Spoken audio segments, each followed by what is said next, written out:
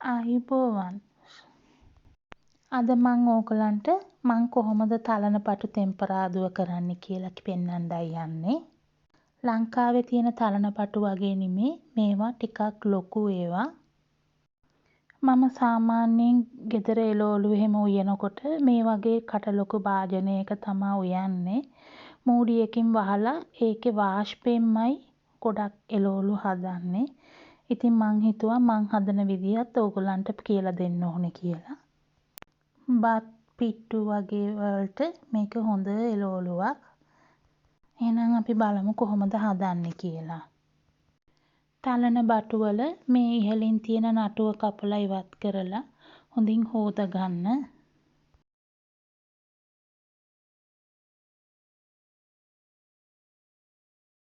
තලන බටු ටික මේ විදියට දෙකට කපලා කෑලි දිග අතට කපා ගන්න.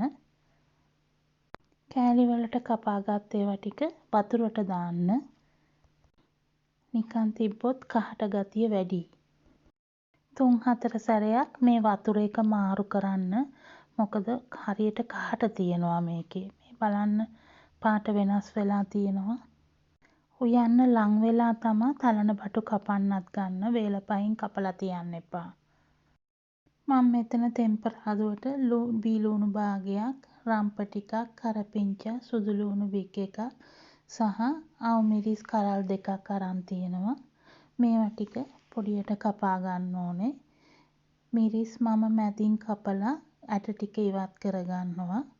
සුදු ලුණු පිහියෙන් තලලා පොඩියට කපා ගන්නවා. තව ඉස්සෝ 6ක් විතර පොඩි පොඩියට කපා ගන්න ඕනේ මේ විදියට. මේ ඔක්කොම මේ විදියටම ඕනේ කියලා නැහැ. ඕගොල්ලන්ට අඩු වැඩියෙන් ගන්න පුළුවන් ඕගොල්ලන්ගේ කැමැත්ත අනුව. කපාගත්ත ඉස්සොර වලට ලුණු කුඩු ටිකකුයි කහ කුඩු ටිකකුයි දාලා මික්ස් කරලා පැත්තකින් තියාගන්න. ඉස්සෝ වලට ලුණු එකතු කරලා හිටන් තෙම්පරාදු කරන එකෙන් ඉස්සෝ කනකොට හොඳ රහක් තියෙනවා.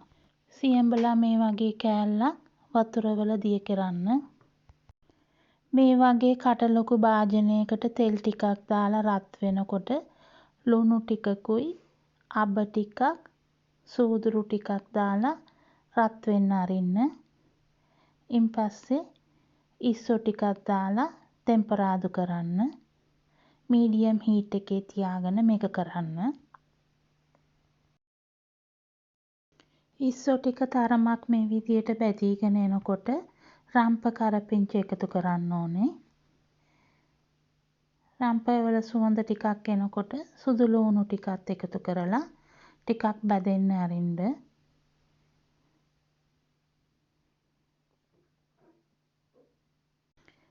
සුදු ලුණු ටික තරමකට බැදුනට පස්සේ අවුමිරිසුයි ලුණුයි එකතු කරලා බැදෙන්න හරින්න. නිතරම හැඳි ගහන්න. මේ විදියට ලුණුත් බැඳුනට පස්සේ වතුර නැතුව තලන බටු ටික එකතු කරන්න. මේ බාන්න වතුර වල දැන් කහට ටිකක් අඩුවට තියෙනවා. දැන් හොඳින් ටිකක් මික්ස් කරගන්න.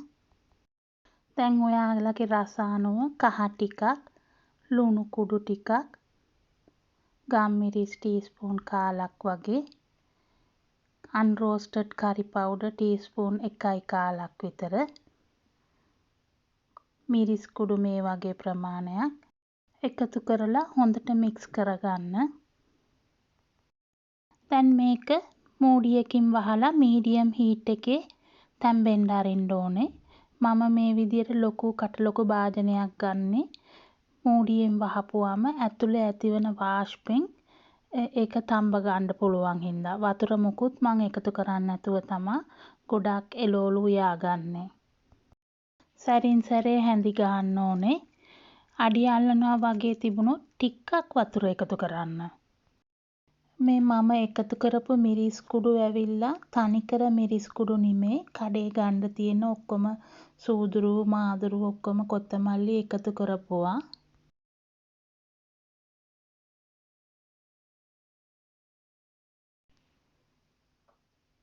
මේ විදියට වතුර ඔක්කොම හිඳුනායින් පස්සේ තලන බටු කෑල්ලක් අරන් බලන්න හොඳට තැම්බිලාද කියලා. දැන් අපි මේකට සියඹලා එකතු කරන්න ඕනේ. ඊට ඉස්සර ලුණු මිරිස් එහෙම ඕගොල්ලන්ගේ රහ අණුව තියෙනවද කියලා බලලා ඒවා එකතු කරගන්න පුළුවන්. මට ලුණු ටිකක් මදි වගේ තියෙන හින්දා මම ලුණු කුඩු ටිකක් එකතු කරගත්තා. දැන් මේකට ඕගොල්ලන්ගේ රස අණුව සියඹලා සහ පොල් කිරි එකතු කරන්න ඕනේ. පොල් කිරි ඇවිල්ලා මම මොකද මේ කැට වගේ දාන්නේ කියලා හිතන්න එපා. මෙහි මම පොල් ටින් වල තියෙන එක තමයි පාවිච්චි කරන්නේ. ඒවා කඩපුවාම ඉක්මනින් නරක් වෙන හින්දා ගොඩ කල් තියාගන්න බෑ. ඒකට මම අයිස් කියුබ්ස් මේ ට්‍රේ එකක දාලා මේ විදියට ඩීප් ෆ්‍රීසර් එකේ තියලා ඕන වෙලාවට පාවිච්චි කරනවා. ඔයාලා පොල් කිරි මිරිකලා ගන්නවා නම් උකු පොල් කිරි මේ සැහැඳි 2ක් 3ක් දාගන්න පුළුවන්. මේක දැන් මම මූඩියකින් වහලා තව ටිකක් වෙලා උයා ගන්නවා. දැන් පොල් කිරි මම කැට හැටියට දැම්මේ ඒක රස්නෙට දිය වෙනවා. දැන් මම මේකට රෝස්ටඩ් කරි පවුඩර් එකෙන් ටීස්පූන් භාගයක් එකතු කරලා හොඳට මික්ස් කරලා හිටන් මූඩියෙන් වහලා ලිප ඔෆ් කරලා ටිකක් වෙලා ලිපේම තැම්බෙන්න අරිනවා.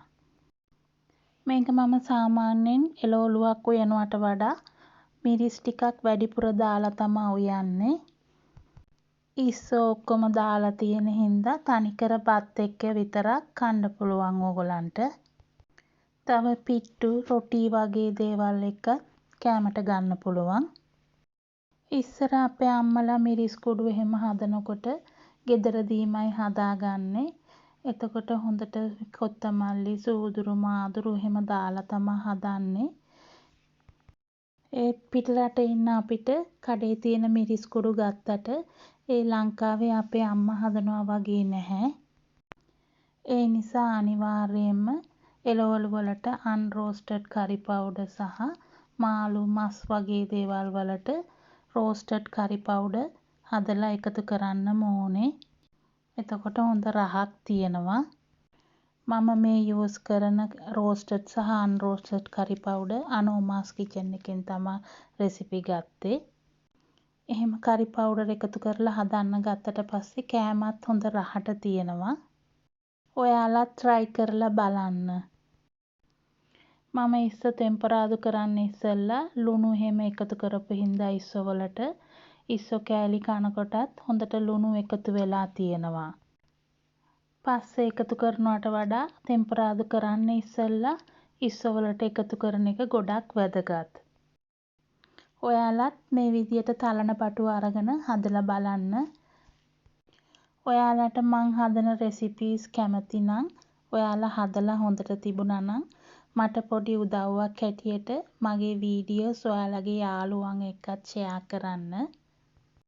නැවතත් අලුත් වීඩියෝ එකකින් ඔයාලව හමු වෙන්නම්.